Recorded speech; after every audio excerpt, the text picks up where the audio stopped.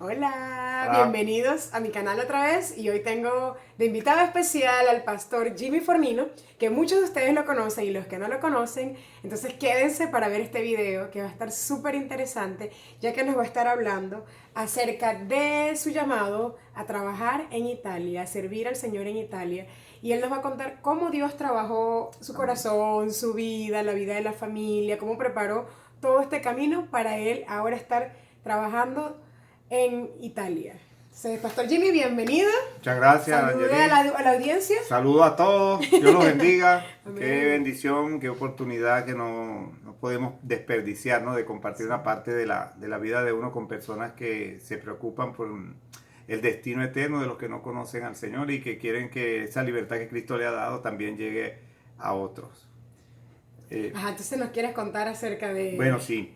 Eh, no es fácil sintetizar más de 30 y pico de años de vida, de 40 y pico de años de vida cristiana, ¿no? De servicio. Pero mi llamado a Italia comenzó a los 16 años.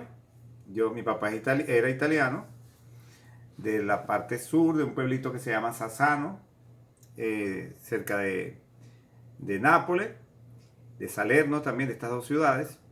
Y bueno, interesante que al conocer un poco de la cultura italiana, de la necesidad espiritual del pueblo italiano y cómo veían ellos el Evangelio de Jesucristo por su contexto cultural, etcétera, yo le pedí al Señor a los 16 años, así como me permites predicar el Evangelio acá, así como me permites hacer misiones En acá, Venezuela. en Venezuela, mi país de origen, permíteme un día ir a Italia y mantuvimos esa oración. Ya fue muy clave a los 20 años, en el año, sí, ya en el año 80, me asocié con otros hermanos que eran italo-venezolanos, que me asocié en oración con ellos y empezamos a orar por este proyecto de misiones. Pero en el transcurso de ese llamado vino más que todo unido a las necesidades que yo veía de otros italianos de la ciudad donde yo nací, pues cómo eran ellos, cómo veían lo lejos de la palabra de Dios, la cosa centrada en otras cosas que no era Jesucristo, pues que no era el mensaje del Evangelio. Entonces, aparte de tener un padre italiano, que por Ujú. supuesto tú entiendes de alguna manera la cultura a través de tu papá Exactamente. y luego te unes con estos hermanos ítalo-venezolanos, Ujú. ¿cómo, por qué? Yo entiendo la relación Ujú. con tu papá y la relación con la otra familia, pero ¿por qué crees tú que es Italia? ¿Cómo Bueno, entiendes tú que Dios confirma que es Italia donde debes ir? ok. Primero, porque Dios me hizo ver una necesidad Ajá. y yo estaba allí. Y es como lo que te he compartido otra vez, la teoría de la telaraña, ¿verdad? Si el que ve la telaraña, quítela. A la gente le Sí. encanta ver un problema, una necesidad, pero quiere que otro lo haga o solamente Sí. critique y señala. Sabías que estaba esa Sí, yo necesidad veía esa primero. necesidad primero y empecé a orar por ellos, pero Dios me dijo un día, no ¿Cómo, tienes que hacer algo más que orar. cómo te lo hizo? Bueno, ¿Cómo por te lo ejemplo, demostró? Ajá. el clímax llega en el año 2008, Ujú. cuando estoy en un servicio de una iglesia adorando a Dios un domingo y yo siento que una voz me dice, o sea, tengo ese discernimiento en mi mente, Ujú. sal, busca un lugar apartado, ora y llora por Italia. Yo la primera vez Ujú. reflexioné y dije que eso puede ser un fenómeno biológico porque también yo soy médico. Y después que Buscando la la explicación explicación para huir a científica. algo que ya entendías que estaba Pues, pasando. puede ser, seguramente fue eso. Ujú. Pero después la segunda vez vuelvo a discernir lo mismo. Una voz como algo, una voz que me dice, un discernimiento de parte del Señor. Anda, busca un lugar apartado, ora y llora por Italia. Entonces la Ujú. tercera vez, la segunda vez yo le digo, Señor, si eres tú, yo voy a hacerlo. Pues. Ujú. Entonces la tercera vez, anda, apúrate, busca un lugar para orar y llorar por Italia. Yo me siento los que me conocen saben que aún en los problemas debo reír, me siento bien Sí. con el buen humor, pues, y ahora con el gozo del Señor más todavía. Yo le digo, bueno, Señor, yo le digo a él, bueno, Señor, yo voy a orar, pero yo no tengo ganas de llorar por Italia. Una vez que cierro los ojos, Ajá. empieza a venirme un deseo de orar, de llorar por Italia, por sus Amén. pecados, por su necesidad, por su gente. Claro. Y fue una cuestión muy, muy impresionante. No sé cuánto tiempo pasé orando y hasta me recuerdo que pedí perdón por los pecados de Italia y pedí que Dios llevara su luz a Italia. Ah, sí, amén. Pero después que pasé ese periodo de oración allí, recuerdo que hay una hermana en Cristo, donde quiera que esté, ojalá se acuerde, Narcisa, la hermana Ay, Narcisa, Narcisa, ojalá nos ahora no veas. vea, se acercó y me dice, hermano Jimmy, ¿le sucede algo? Yo le dije, no, no. simplemente estoy orando y llorando por Italia. Entonces me dice, ok, sigue allí, Muy obediente. sigue allí. Entonces, en lo que dije amén, eso como que hubo un silencio total, como que si Dios me decía, no me hables del asunto. Wow. Yo quería que el Señor me mostrara más para qué, por Sí. qué. Pero Él como hizo un mutis en mi vida, me dijo, descansa en mí, después tú sabrás, algún día sabrás. Wow. Y hermano Jimmy, esta pregunta quizás no sé si te la habrán hecho alguna vez, pero ¿tú crees entonces que nuestra sensibilidad para algún lugar, para alguna etnia, para algún grupo, tiene que ver con nuestro conocimiento acerca de ese grupo? Creo que es básico. Generalmente es así. Yo he conocido testimonios de personas que me dicen, mira, siento un llamado, por ejemplo, casi siempre es así. Ajá. Casi siempre es así. Pero conozco testimonios de otros misioneros que Dios le mete en la mente un país o una nación, una etnia que ellos no estaban familiarizados ni jamás habían pensado.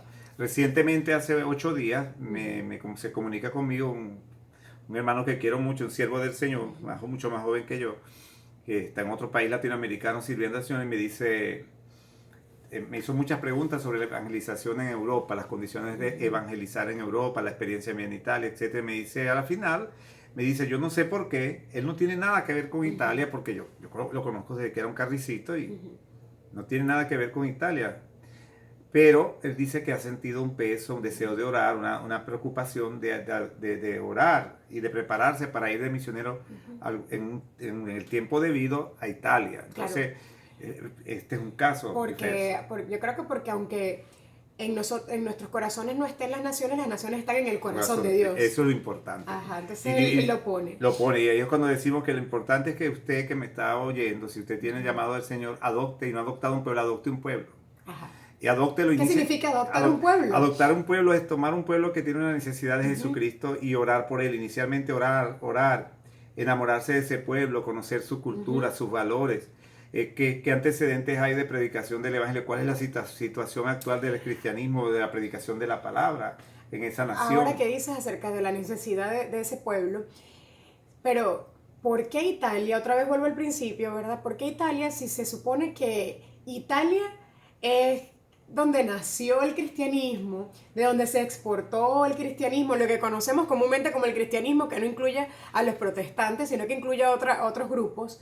Y Italia es el principio, es donde nace incluso el mundo, donde se inicia la Biblia, donde tenemos historias, donde tenemos al apóstol Pablo visitando Italia. Es decir, ¿por qué volver a este país que se supone que ya había sido predicado el Evangelio? Lo que pasa es que sabemos muy bien que la iglesia de Cristo durante el primer, segundo siglo, parte del segundo siglo era pura, era una iglesia que defendía la sana doctrina, como lo revela las cartas de Pablo, todo el Nuevo Testamento. Sí. Pero después sabemos que se fue desvirtuando, fueron directo o indirectamente surgieron, en vez de la iglesia, como dice Jeremías, profeta, no te conviertas tú a ellos, que ellos se conviertan a ti. Bueno, la iglesia terminó aceptando cosas. Es decir, que se desviaron hasta que se formó fue una religión. Ajá. Y no la predicación pura del Evangelio de Jesucristo. Entonces, ¿qué ha pasado? Ciertamente, con errores, sin errores, correcto, incorrectamente, el Evangelio salió de Europa hacia el resto. Al resto. Ahora, ¿por qué? Yo siempre lo explico con esta figura. Ajá. Es como que si Europa era un bosque muy frondoso donde estaba la madera de lo que es hoy de Cristo, construir una iglesia, el mensaje del Evangelio para... eran exportadores de esa madera. De esa madera del Evangelio, el mensaje del Evangelio de una manera u otra. ¿Y qué pasó? Cuando tú tienes un bosque que lo quieres explotar, los que trabajan con eso, con ingeniería forestal, saben cuántos árboles deben talar, saben por cuántos árboles que se talan hay que sembrar otros nuevos.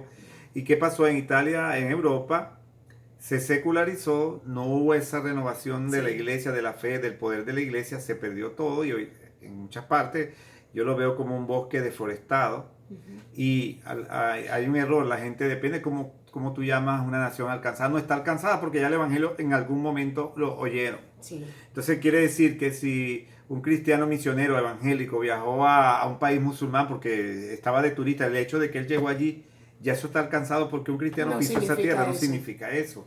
Tiene que expresarse la gloria de Dios, la gente tiene que haber conocido la presencia del Señor, el mensaje del Señor, quién es Dios, la condición del Evangelio, pues la predicación de la buena nueva de una manera completa, dándole la oportunidad a las personas de tomar su propia decisión una vez que han comprendido o han entendido o han escuchado cuál es la obra salvadora de Jesús, la obra de Cristo.